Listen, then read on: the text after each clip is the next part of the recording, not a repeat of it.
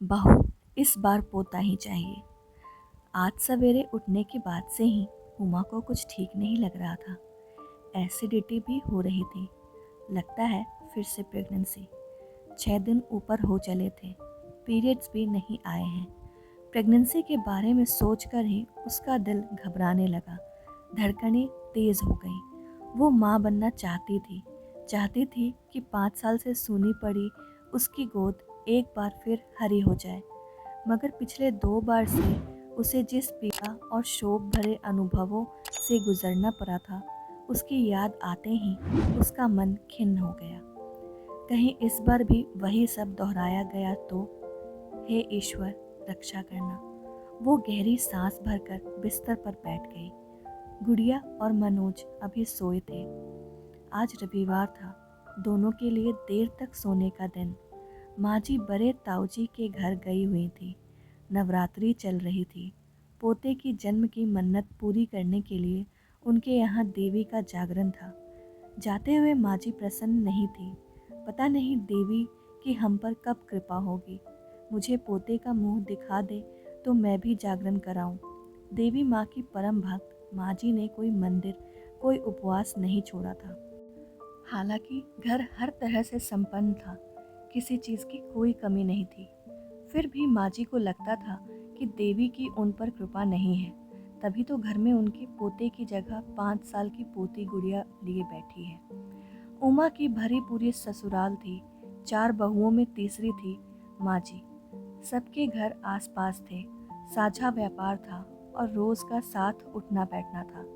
हर घर की रत्ती रत्ती खबर दूसरे घर को रहती।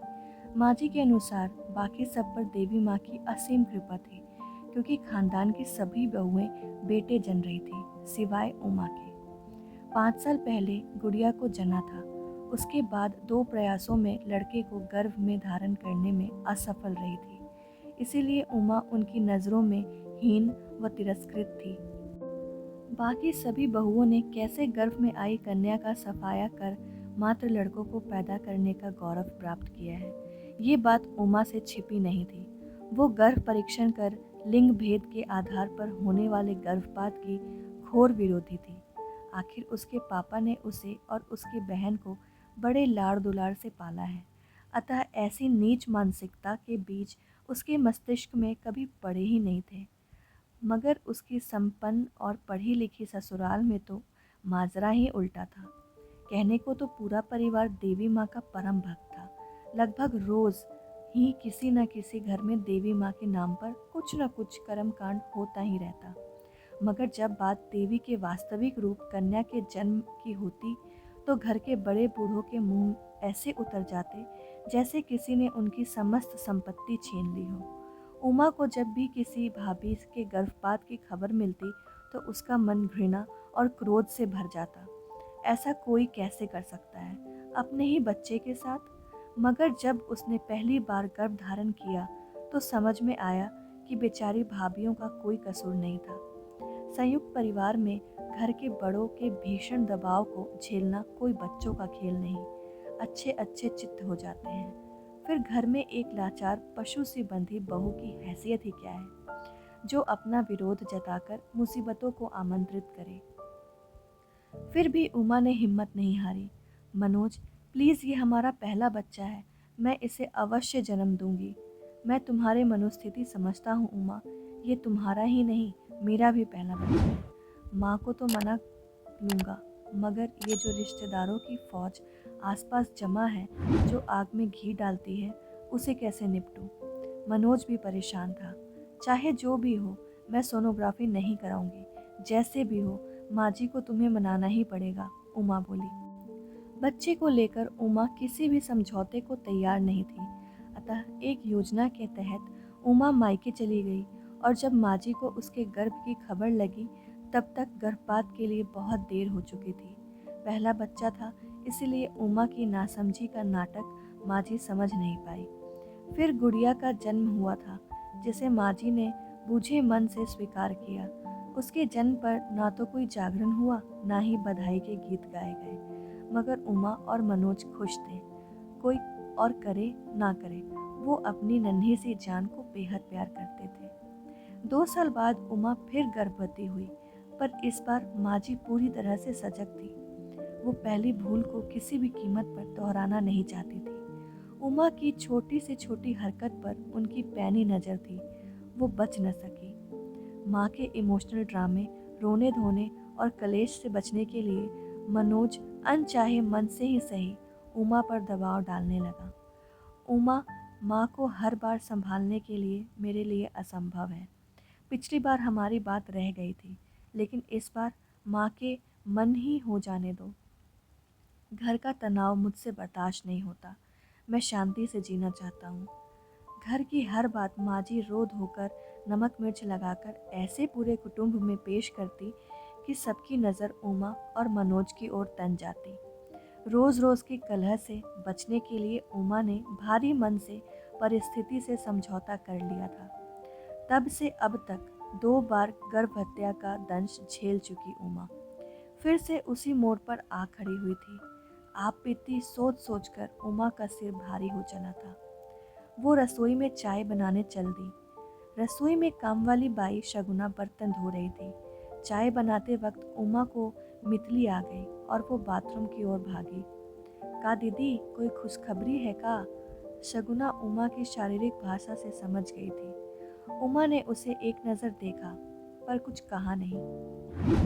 उमा की चुप्पी को हाँ समझ शगुना ने अपना अंदाज़ा पक्का मान लिया। चलो अच्छा है दीदी, गुड़िया कब तक अकेले खेलेगी? उसे भी तो कोई साथी चाहे संग खेलन वास्ते। अकेले बच्चे का घर में बिल्कुल ही जी नहीं लगे। अच्छा, तेरे कितने बच्चे हैं? उमा ने चाय छानते हुए पूछा। कितने का? बस एक ही बिटिया है मेरी। अब तो सयानी हो गई है, 10वीं में पढ़े है। बताते हुए शगुना का चेहरा गर्व से दमक उठा। क्यों, दूसरा नहीं किया उसके बाद? का बताओ दीदी, इसके जन्म पर ही इतनी कलेश पड़ गई थी घर में। इसके बखत धोखे से डॉक्टरी जांच करा दी मेरी। मैं ठहरी अनपढ़ गवार, मुझे तो कुछ पता ना था। छोरी जान पेट गिराने को पीछे पड़ गए थे कमीने, मगर मैं तैयार न हुई। भला बताओ दीदी, अगर मेरे माँ बाप मेरे साथ ऐसा करते तो मैं कैसे आती इस दुनिया में? फिर क्या हुआ? उमा उत्सुक थी। होना का था दीदी, मैंने अपनी सास और मर्द को जो खरी खोटी सुनाई कि पूछो मत। मैंने साफ कह दिया कि माना कि मैं अनपढ़ गवार हूँ, मगर हाथ पैर से सलामत हूँ। कैसे भी करके अपना और छोरी का पेट पाल लूँगी। तेरे दरवाजे पर न आऊँगी रोटी मांगने। मेरी कोख की तरफ आंख उठा के देखा भी तो अच्छा ना होगा। बस मेरी सास ने मुझे घर से निकलवा दिया। और तेरे आदमी ने नहीं रोका तुझे? उमा ने पूछा। वो क्या रोकता, वो तो अपनी माँ का पिछलग्गू था। मैंने भी सोचा, परे हटाओ ऐसे मर्द को जो दुख दर्द में अपने जोरू का साथ न देकर माँ के पीछे जा छुपे। जो अब काम न आया, कुछ बुरी परे पे क्या काम आएगा? बस दीदी, अब तो खुद कमा खा रही हूँ और बिटिया को पढ़ा लिखा रही हूँ। एक ही बात कहती हूँ उसे, दुनिया से कुछ उम्मीद मत करियो, खुद मजबूत बन। उमा शगुना की बातें सुन अवाक रह गई। इस बुराई की जड़ें उसके घर तक ही नहीं, दूर बसी गरीबों की बस्ती में भी फैली थी। तुम लोगों में भी होता है ये सब? उमा ने हैरानी से पूछा। होता क्यों नहीं है दीदी, हम ठहरे गरीब। जिस सौदे के में सिर पर खर्च आ पड़े वो किसे भाएगा? खैर जाने दो, हम लोगों में तो ये सब चलता ही रहता है। हम अनपढ़ों में कहाँ इतनी अकल कि छोरे छोरी का भेद न करे। जिस छोरी की किस्मत भली होगी उसे भगवान आप जैसों के घर भेजे हैं। अपनी गुड़िया को ही देख लो, रानी बनकर राज करे है घर भर पर। शगुना दर्द भरी आवाज में बोली। शगुना की आखिरी बात उमा के दिल को तीर की तरह भेद गई। इसे क्या पता गुड़िया के अस्तित्व की रक्षा के लिए कितने प्रयत्न करने पड़े थे उसे। बेटियों को मारने का चलन अनपढ़ों से ज़्यादा पढ़े लिखे संपन्न परिवारों में है, जो अपना जीवन भगवान की इच्छा से नहीं बल्कि अपने समीकरणों पर जीना चाहते हैं। क्यों हर तरह से संपन्न परिवार भी लड़की के जन्म को भारी मान लेता है। पता नहीं वो कौन सी मानसिकता है जो उन्हें अपने ही अंश को नष्ट करने के लिए उकसाती है। उमा चाय लेकर अपने कमरे में आ गई, मगर अब उसे पीने का मन न हुआ। जो कुछ हुआ उसके सामने आने वाला था, उसके लिए वो अभी तैयार नहीं थी। शगुना की बातें उसके कानों में अभी भी गूंज रही थी। दिखने में पतली दुबली शील सी काया वाली शगुना, मगर भीतर से इतनी हिम्मती, कितनी साहसी। एक अनदेखे अजन्मे बच्चे के लिए एक ही झटके में सब कुछ छोड़ दिया। न समाज की चिंता, न सिर पर छत की फिक्र, न पति का मोह। मुझ में क्यों नहीं है इतनी हिम्मत? मैं तो मनोज के बिना रहने की कल्पना भी नहीं कर सकती। मैं तो पढ़ी लिखी होकर भी शगुना के आगे कुछ नहीं। क्या हूँ मैं? एक जीती जागती इंसान या एक खिलौना जिसे चलाने वाला रिमोट कंट्रोल दूसरों के हाथ में है? उमा स्वयं के विचारों में पूरी तरह से उलझी थी। बाहर निकलने का कोई रास्ता नहीं सूझ रहा था। मनोज उठकर अपने दैनिक कार्यों में व्यस्त हो गया। उमा उससे कुछ कह न सकी, पर वो अजीब सी कश्मकश में थी। थोड़ी देर में माजी भी आ गई। उमा भी खराब तबीयत की वजह से समझ आते ही माजी खुशी से फूली नहीं समाई और बोली, मैं जानती थी ऐसा ही होने वाला है। देवी माँ मुझे निराश नहीं करेंगी। उसने तो रात को ही मुझे ध्यान में बता दिया था कि मेरे घर पोता आने वाला है।